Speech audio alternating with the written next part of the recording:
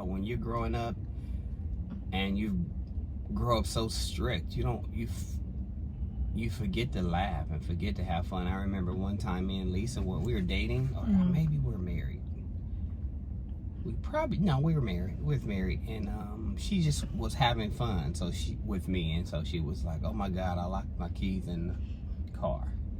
It was raining. It was wet, and I was already stressed out. You know, I was always thinking. You know, so I didn't realize how of a worried person I was until that moment, and then so she was like, "I'm just kidding." I was like, "Oh my God." So I didn't really, you know what I mean? I didn't get that. You know, I didn't get jokes that you have to be able to laugh because the life situations will, it's already going to be tough. True. So you're going to actually get somebody in your life that can actually laugh and have fun with. Welcome back to our Godcast. Absolutely my father's daughter. Realistically, how hard is it raising 5 kids? Tell the ugly, beautiful, and the good and bad. The ugly, beautiful, and bad. Oh, I think if you don't have the help, the teamwork, it is challenging to have 5 kids, especially within like 2 years or 1 year of each other. It is, and then you care about like the small things, food, making sure they have what they need, clothes. So that part is pretty tough when they're smaller. I think trying to keep God number one, and trying to make sure that you guys get the right amount of God in the Bible, and just have like good role models around you. Now the ugly part about it, I guess, really ugly, is just like, I think when your kids start getting older and they start getting ready to leave the nest, leave the home, and start maturing and growing, you know, that's hard. It's like, man, I've been taking care of these kids all their life, and now they're leaving. Right. So you have to get ready for that. Get ready for that next stage in your life and in their life. Do you? Yeah, definitely. I think a lot of my decisions that I made in my life was to make sure that I was home. So that's why it was hard for me to move to Sacramento, to go work with CHP, because I felt like, man, I need this. I need to be here and present. Right. But at the same time, you need money to give your kids what you didn't have. So still, that was a battle, and you need a partner. You need your spouse to help you on that, and you have to have faith in your spouse to do when you're gone. If you know your spouse is going to make the right choices while you're not there. That's true. I mean, I think that's good. Were there ever times in fatherhood or manhood where you felt like you had no idea what you were doing, and if so, what did those moments look like?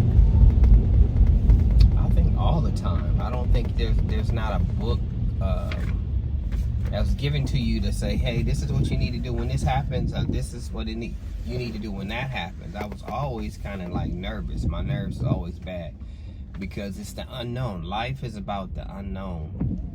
You know, you don't know what's going to happen. You just got to kind of trust God and move. Right. So, yeah, that, I always felt that way. That's why I've surrounded myself, I guess, with a lot of mentors. I think young people should always have mentors. When you first get married, you have some mentors that'll bring you back to God, and that kind of helped me too, because you are talk to people that's already been through stuff, that already had kids. Then that kind of gives you encouragement. Yeah, it gave me some encouragement, but it also So what did some of those moments look like? Like, what were times where you really were just like, oh Lord, I don't know a thing about fatherhood, or I don't know a thing about manhood. When I was getting married, when my first time, you know, when we got engaged, and you know, just that whole thing, getting engaged, finding an apartment, finding a place to live, right? Where you're gonna work, how many hours you're gonna work, then where you're gonna put the kids when you are going to work. You know, those small things, it's terrifying for like a father, or I don't know, a first time mom. I don't know how that feels, but I know for a father who's put in a position to be the priest of their home. It's a lot of pressure. It's a lot of pressure. I think it could be a lot of pressure if you don't have somebody to talk to. I didn't have a father to talk to about that. Right. I didn't feel comfortable, should I say, right. to talk to my father about that. So that made it worse. And so I was always constantly looking for someone to talk to. Well, you know, what do you feel about that? So I think my mentor kind of was, you know, helped out in that. Right. That's good. Do you, what is the next question? It says, have you ever asked God why he blessed you with 5 kids? 5 is a lot. Like, it's half of 10, but you guys. 5 kids is a lot. I really want to know, like, what was your thought process when you, after, like, okay, I have 5 kids. Like, did it ever really sink in, like, I have 5 kids? No, I have 5 kids. I don't think we can stop. There is only like seconds, I think, minutes where I can actually put it in my head like I have 5 kids at night. I would go by, you know, I would check on you guys each night. I would go to your room. If I didn't pray with you, I'll go to your rooms and just kind of look at you guys. And I was like, man, we do have a lot of kids. Did the Lord ever give you an answer like, why, Lord, Royal and Lisa, I blessed you with 5 kids because, or what was it? Was it like an Abraham moment that you guys had? No, so my plan, okay, first of all, like after I had Tori, Kaylin, and Kara, I went to the doctor. I set up my appointments. I said, that's it. I'm not having any more kids. So I went to the urologist. Right. And the thing was, I had set it up, but the Lord kept canceling my appointments. I think I had like... He said, you're not done. I had 3 appointments that I set up and they canceled. And then the last one, when we found out we were having twins, that's when the doctor called me. Okay, we're ready for your appointment. So I'm looking like, what? Well, Lord, if that's not God telling you I have the final say, then I don't know what is. Because I did not plan on having 5. I wasn't, because Lisa wanted some boys, but I didn't care. I was like, man, I got 3. I'm that's fine. Why. Well, 3 girls, we probably would have put out your hair. I said that was enough. But she wanted boys. Yeah. Because eventually I wanted boys, but I was like, man, the work level, I felt like it was just overwhelming. As it should be. So today if you're going to have a lot of people, you have to have in your family a lot of kids. You have to have a plan. Support system, like, I think that's really something that's effective, because you guys had a lot of siblings. You guys still had parents that were present and cousins and uncles that was willing to, watch us and stuff like that. Yeah, I mean, definitely. I mean, I didn't want that to be like them always to watch her. Even though you needed a break, I know Lisa needed a break. I don't feel like that's our job to, pawn you guys off on anybody. Oh yeah, we know that. We know that that's how you feel. Mom doesn't feel that way. I'm glad she's not afraid to, like, what do you feel is the most important characteristic or attribute as a father that you have, or that you feel a young father should obtain, like going into fatherhood? You know what? I think, growing up with 10 brothers and sisters, my dad was very strict on who working.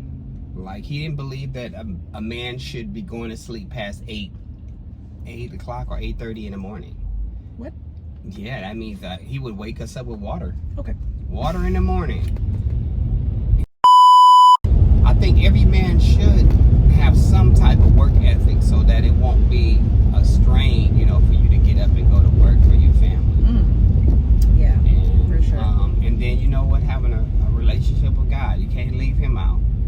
If I didn't have God to kind of keep me on the straight, not on the perfect, but on the straight and narrow, where God, there's some standards that we should follow, and I think those standards kind of have helped me. You can share with them those things that it can be done. You can wait to marriage, but it's a lot. That's very rare. I mean, not saying very rare, like it's a bad thing, but like you don't really see a lot of that nowadays. But I think that's it's your commitment to God. It was really my fear of God. more than anything, more than fear my parents or what church people might say, the Christians may say. It was really like you being submitted to God, you being committed to, what He has called you to in your life. Right. I was. Okay. Says, this question. If you could father yourself, what would that look like to the younger version of you? If I father myself, what would I look like? Well, you know what? I wouldn't really change a whole lot from what I've done. If I had the same experience, I mean, of course, there'll be a couple of things I would probably do different. I wouldn't stress so much. Right. Yeah. I would probably laugh a little bit more at when I made mistakes. I think, when you're growing up and you grow up so strict, you forget to laugh and forget to have fun. I remember one time me and Lisa we were dating, or maybe we were married. We were married. We was married, and she just was having fun. So with me, and so she was like, "Oh my God, I locked my keys in the car." It was raining. It was wet, and I was already stressed out. I was always thinking. I was. So I didn't realize how of a worried person I was until that moment, and then so she was like, "I'm just kidding." I was like, "Oh my God." So I didn't really, you know what I mean? I didn't get that. I didn't get jokes. That you have to be able to laugh because the life situations will. It's already going to be tough. True. So you're going to actually get somebody in your life that can actually laugh and have fun with life, because you only have one life. Yeah. You only have one moment. Time is so important. So if I had to do that, if I had to do life, if I was fathering myself, I would definitely laugh a lot more. Don't take everything so serious. Relax, have fun, and not be so judgmental. Yeah. Try to understand people where they are. Try to get in their shoes sometimes to see how they feel. And I think. Who do you hope your daughters will become as women and your sons as men? My daughters, I definitely want them, and I always pray for you guys and pray for y'all spouses to come. Let's see. My daughters, I want them to first have a relationship of their own with God, for one, and that they find a spouse that's going to encourage them, be a helpmeet to them, and be a provider. I don't want to have to worry about if he's a good man. I don't want that. So if my daughters could find their relationship, cling to God in such a way that God is not going to send no low down, broke down dude, that I'm not going to be happy with. Yeah. So the low down and broke down dudes are watching. Right. Your sons as men. Like, who do you hope Joe and Jerry will become, like, when they're like older? You know what? To be able to not just be men of God, but be comfortable in being men. Have fun, be responsible, young man. Find a wife that's going to encourage him and same. Thanks. And somebody y'all can be comfortable and not afraid to make a bad choice with. Somebody's not going to reprimand you and be mean to you. Yeah. I pray that y'all don't have that, where you have a husband that don't be mean. I can make mistakes. If they make a mistake and they come back to you with repentance, and that's okay. Nobody's gonna be mean and abusive. And love God, because that's gonna be the difference in y'all relationship. For sure. Okay, I have a quick question. What is it? Oh boy. If my partner cheats on me. You mean your boyfriend or your husband? No, my husband. No, your husband. He wouldn't do If that. my husband cheats, okay, he wouldn't do that. He But wouldn't if do my that. boyfriend cheats on me. And that's not your husband. And I think it's a lot of that going on to say. I mean, a man should love God so much that he wouldn't even want to disrespect the gift that God has given him. Because when we talk about a wife, we talk about the abundance amount that a wife provides of favor. So the amount of favor that God is giving a man when he blesses him with a wife, he shouldn't even fumble you, because you prayed for this. you prayed for a wife. So if you are in a position where you don't have enough self-control and you don't have discipline, are you really ready for marriage? It's not just that, but you have to set boundaries.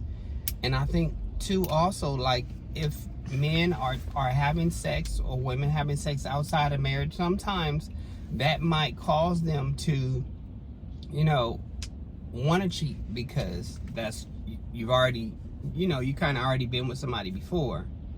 That's why I think God always talks about, like, marriage is honorable. For sure.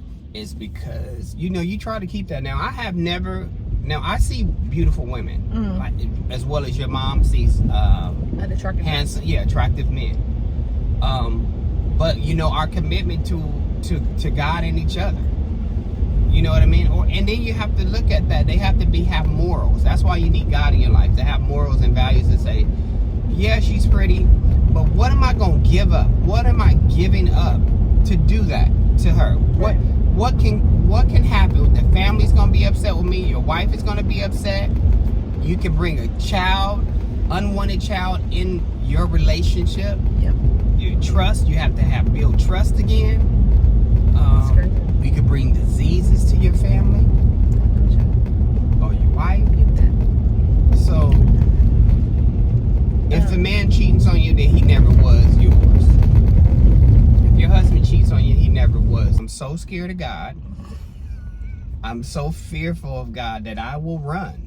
Yeah. You know, I will run away from it. The Bible says flee. He said he didn't say walk. He said flee from sexual sin. Like, that's how dangerous it is. Sexual sin is nothing to play with.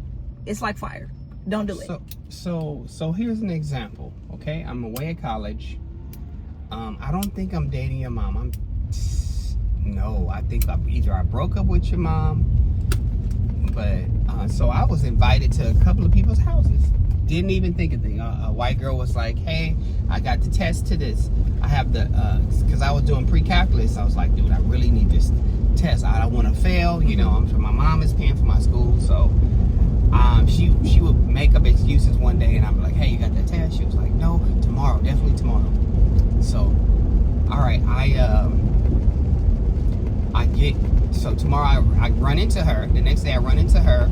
And she says, just follow me to my car. No, she says, follow me to her house. So I get in my car and I was like, okay, I'll follow you to your house. Followed her to the house. And she was inviting me in. Oh, wow. She invited me in, like, hey, you know, she hung out. I just wanted the paperwork, you know, because that's how naive I was. I was like, I need to get this. So she was hanging out at my car window and was like, hey, you sure you don't want to come in? My parents are gone. It's like, no thanks. I'm just going to drive and I'm going to go. Not even thinking anything. The next day, she was like mad. She didn't want to even talk to me. That's one moment. Another girl, she was like, could you give me a ride to Inglewood? Sure. I'm on the way. My house is in LA. Sure, no problem. I drive her home, right? It didn't even dawn on me. So when we got there, she invites me upstairs. Hey, you want to come upstairs? You know, maybe something to drink. I was like, nah, I'm good. So the next day I see her, I'm like, wait, hey, what's up? She was like, she looked at me like a crazy person. Listen. But, I mean, the chances are there. God will give you a way of escape. For real. He will. So anyway, being naive, and I'm glad I was naive, because then I can share that moment, that sexual experience, that marriage with only your mom. Right. So she don't have to deal with other, you know, have to say, oh, well, who else have you been with? You know, when we got married, it's like, well, go find them. See if you can find them. I don't know who. Oh, yeah, for sure. I mean, I try my best. I try not to curse, you know, because God says to present our bodies a living sacrifice. So I try to do that. I try to you know, acknowledge that, oh, she is beautiful, but I got a wife. My wife is calling. I gotta think of it when I say think it. I was a good father. Hey, okay, we back in it. Okay. If okay, what did you say? I What was said, the question? what were some of the character traits that showed that Dad would be a good father? Did you already know he would be a good father before you guys had kids, or No, and you should. Is there a 6-letter word? Because it would be put my name in there. What? It was on me. It was I helped him to be. Yes, write my name. Lisa. Please put my name in there.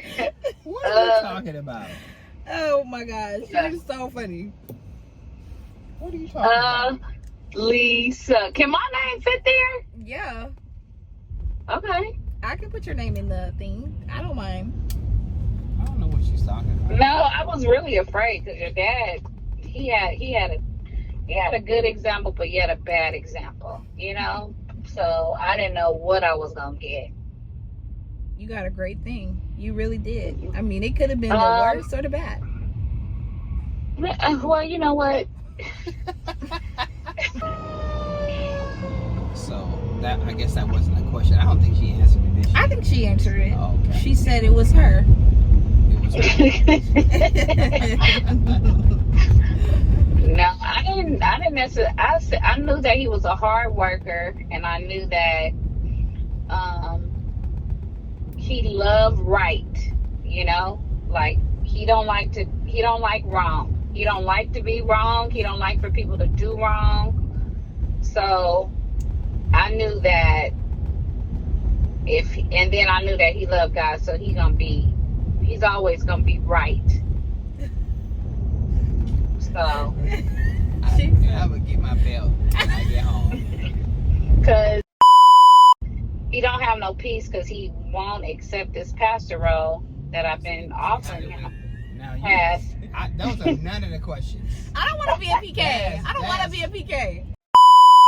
Really, I mean, I think the relationship between a father and a daughter is very important for how like a woman stewards over womanhood, because there's a lot of issues that My can't. dad wasn't there, so and he did not steward over anything in my life. What happened now? But harshly, I said my dad wasn't there. He didn't steward over anything. My mother was, she was the one, was a and then Jew.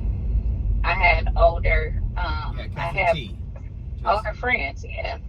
Cousin T Yeah. Dresden. So, because my dad didn't help me I don't think that father's love helped me at all. It actually, it hurt helped you. me to see what I didn't want in a husband.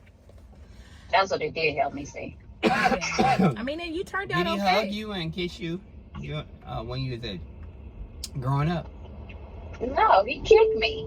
And He he kicked you. hit me.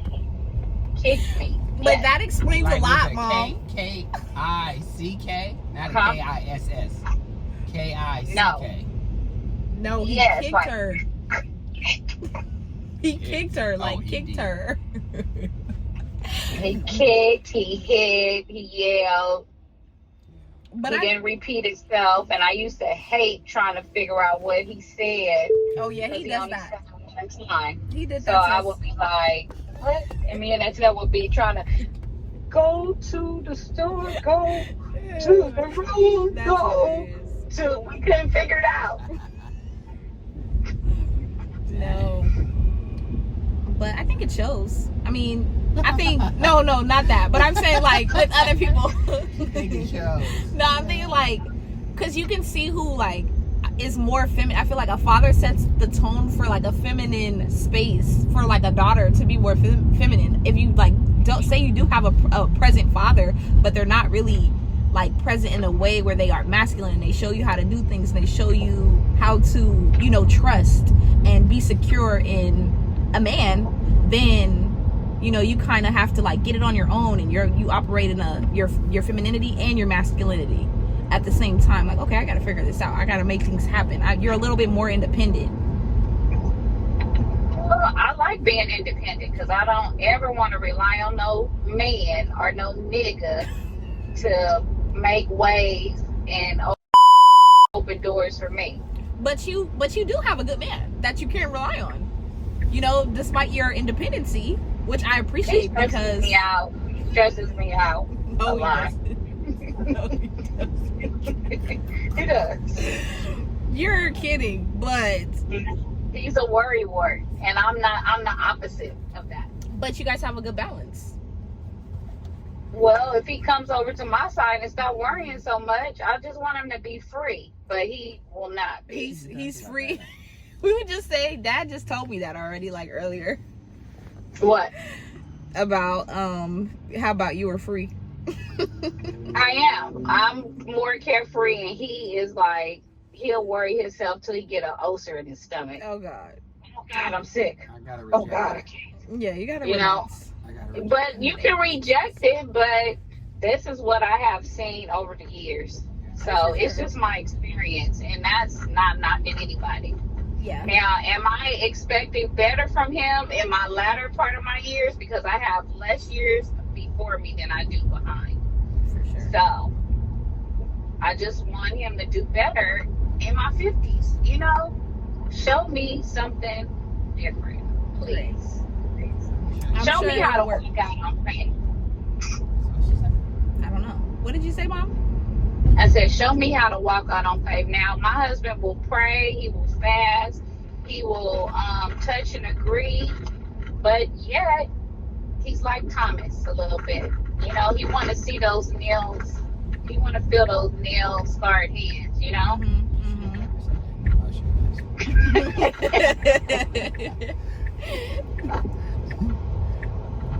Because my thing is, I always believe if I'm going to pray, then I can't worry. You can't do both.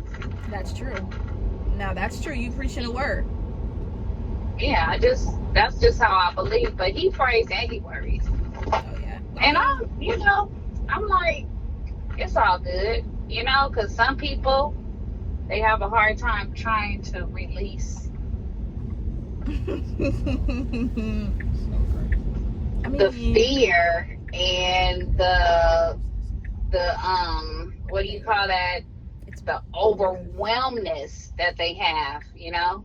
Yeah. Because it's a lot of pressure on their shoulders. But you have to just take one day at a time. I'm encouraging him right now. I don't know if you know. Can I get a amen or a witness? You know what? I got one. I found out what I need. It's some What did you need? some space. There's one thing that's very important is that you ask your spouse may need the space. That's why you got that long commute time. You have that space as you go to work, to and fro every day. It's a different space. I want to say, what is your advice to like young women? Oh, let me hear this. Like motherhood, like how is, you know, womanhood, being a wife, how does that... It is all hard work. I'm going to tell you that. And if you ever want a happy life or a happy marriage, you want healthy, vibrant children, of course you can put God first, but you have to make it that. It does not create itself. You have to choose to be happy. Yeah. Every day you have to choose. Yeah. Because your marriage could, you know, it's whatever you put into your marriage. So if you want your marriage to be great, you have to put time and work and effort and all of that stuff. Which is real. So, yeah. And being a parent is difficult because you don't have an owner's manual, not like a car does, you know, or you can just pull it out and go to page. Oh, this is how you change the oil. Oh, this is what it needs. Yeah. There's nothing like that. And every child is different. You cannot parent one child the same. Oh wow, that's news to me. So now you really preaching. Oh, you can't just say, oh, well, you did this for that and you did this for that. It don't work like that. Yeah. Okay, I understand it now. I think that really makes me feel a lot better about my comparison thing that I was doing. I'm gonna completely so I can stop be